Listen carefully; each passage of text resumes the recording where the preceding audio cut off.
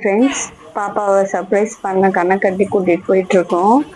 அவளை சர்ப்ரைஸ் ஆகட்டும்னு சொல்லி வெளியே தான் வச்சிருக்கோம். அவளோட சர்ப்ரைஸ் ஃபைனலாக உங்களுக்கு ரிவீல் பண்றேன். என்ன சர்ப்ரைஸ்ன்னு அவளே காட்டுவா பாருங்க.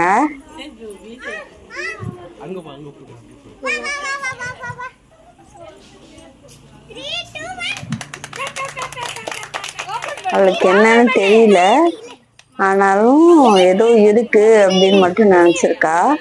அதான் ஓபன் பண்ண போறா. எவ்வளவு சந்தோஷப்படுறா பாருங்க. இதை பார்க்கும் போதெல்லாம் என் கண்ணுல இருந்து தண்ணியா வருது.